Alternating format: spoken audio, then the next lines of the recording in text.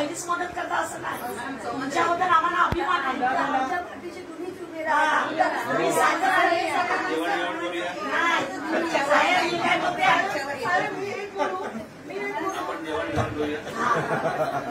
मला तुमची ताकद दाखवा, मी मला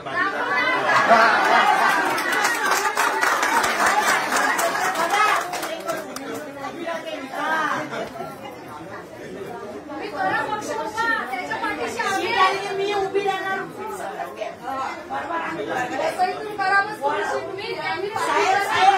साहेब ही काय बोलली, माझा नवरा 30 वर्ष झाली शिक्षण होती आणि मला रस्त्यावर काढला तरी काय करणार.